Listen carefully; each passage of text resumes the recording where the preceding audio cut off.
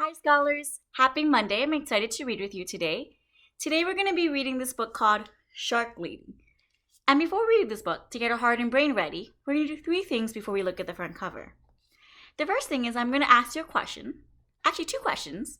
You're going to stop and think about your answer, and if you have a chance, turn to someone sitting next to you to share your idea. So my questions are, what do you know about sharks? And what do you want to know about sharks? Great.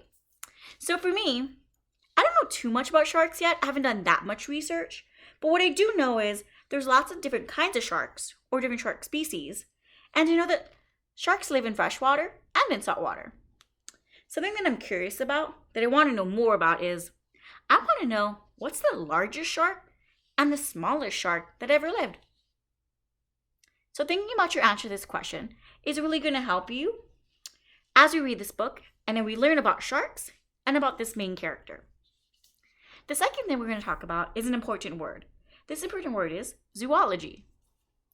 Say that word with me. Zoology. Let's clap out the syllables in this word.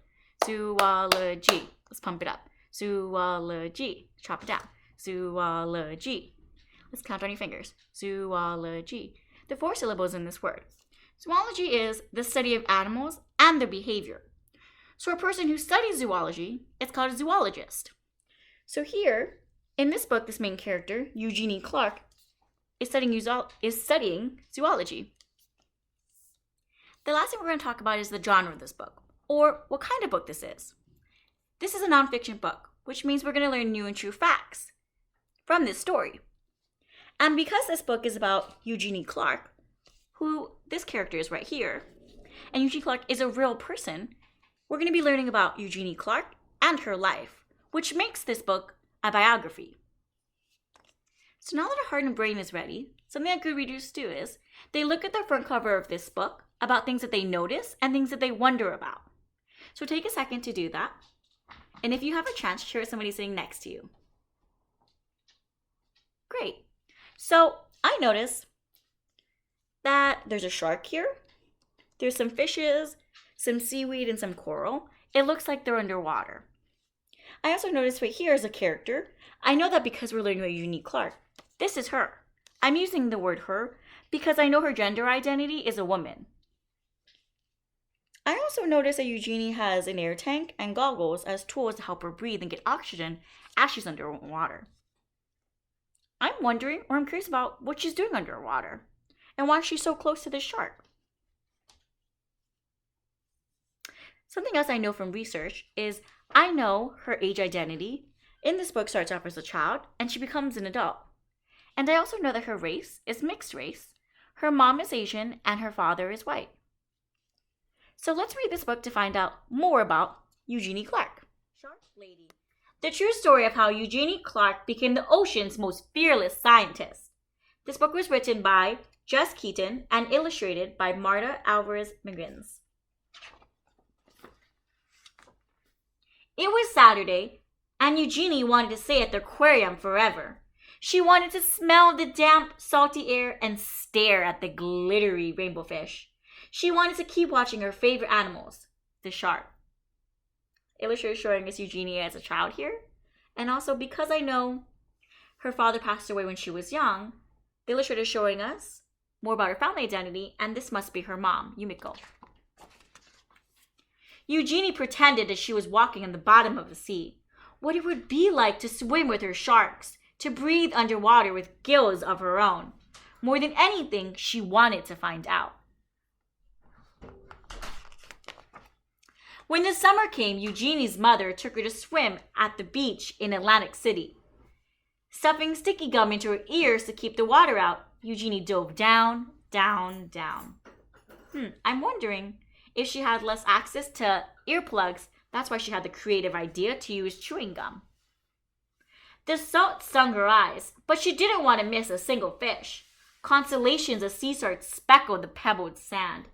She imagined a silvery fin standing strong on her back, slicing through the ocean currents. To others, sharks were ugly and scary, but Eugenie knew they were beautiful. And as she glided through cool water, she wished everyone could see sharks through her eyes. She wished everyone would see that sharks were beautiful and kind and smart.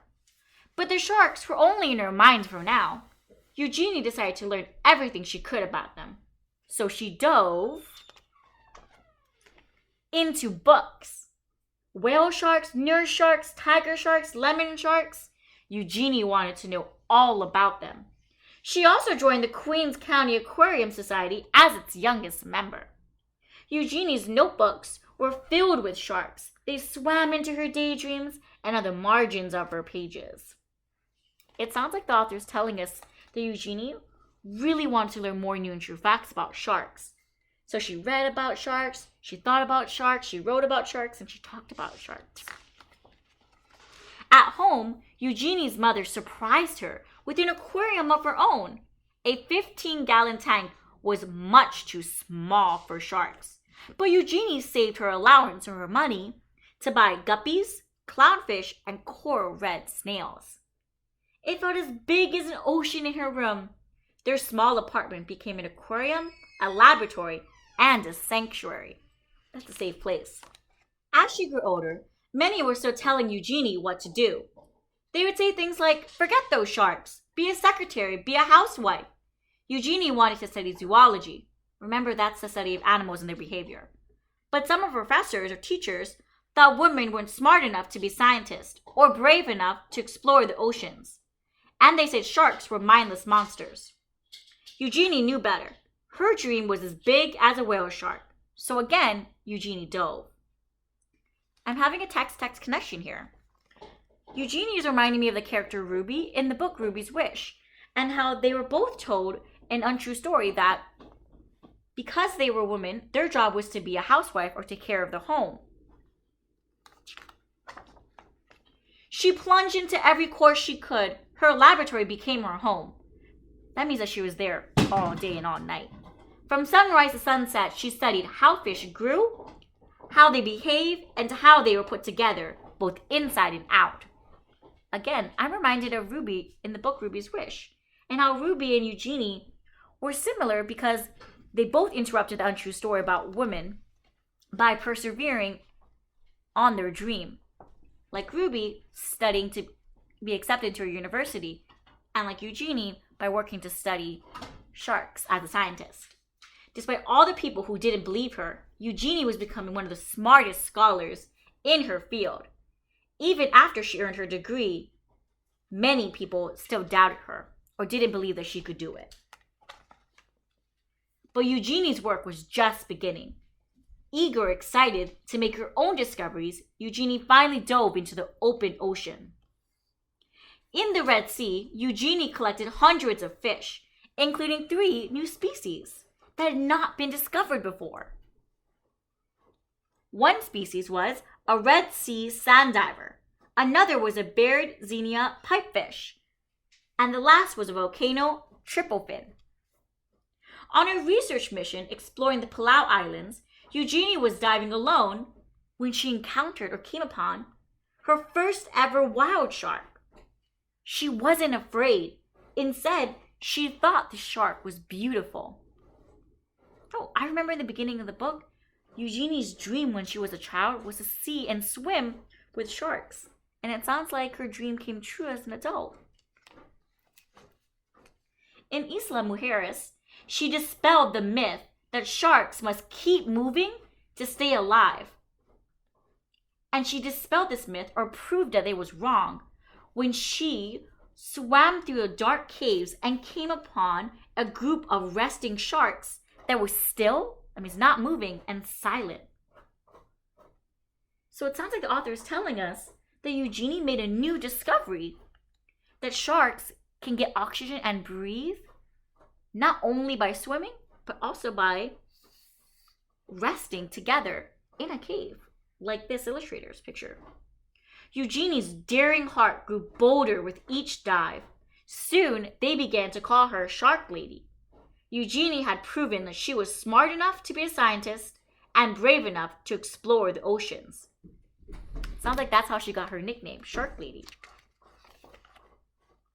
As her courage grew, she began to love and understand her beloved sharks more and more. She never forgot that many people still believe that sharks were mindless killers. And because of their scary reputation, or people thought about them, humans were hunting sharks all over the world. Eugenie knew that sharks weren't dumb or mean, so she was determined to prove everyone wrong. It sounds like there was a belief about sharks being mean and not smart and ugly. And it sounds like the author is telling us that Eugenie was trying to prove them wrong.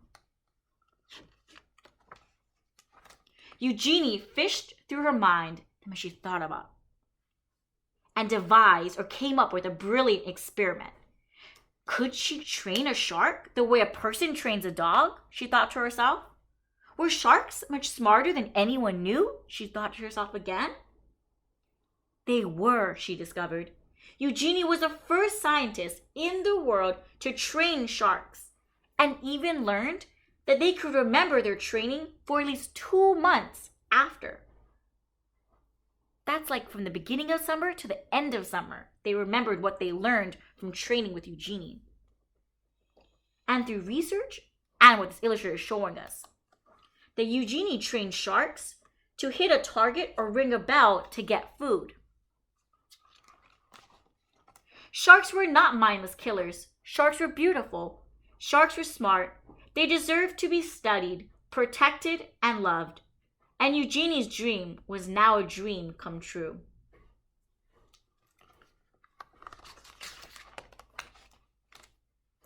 Here the author is sharing with us more facts about sharks and Eugenie. Eugenie Clark timeline. Here, the author and illustrator are showing us more facts about Eugenie, about different parts in her life. The end. Question, scholars, is why was Eugenie called Shark Lady? Think about your answer, and if you have a chance, share your idea with someone sitting next to you. And remember that good readers share their ideas, but also use evidence to support their idea.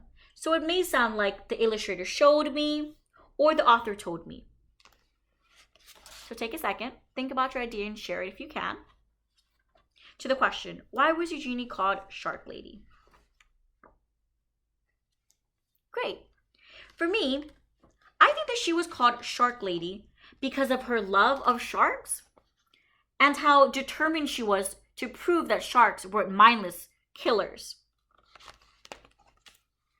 Because the author is telling me here that she came up with an experiment to prove that they weren't mindless killers by training them to hit a target or ring a bell to get food.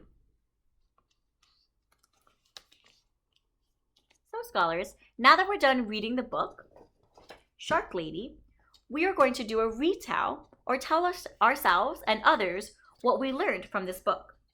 And because we know that this is a nonfiction biography, we are going to be using our idea web to talk about the topic. In this case, it's Eugenie Clark, and talk about the details that support this topic. So, the new and true facts about Eugenie Clark. So, I need to think back into the book about some new and true facts that I learned about Eugenie. One fact that I learned is that she trained sharks to hit that target or to ring that bell to get food. So I'm going to write here my sentence about my fact that I learned. Eugenie trained sharks. I'm going to copy her name from the book. Eugenie.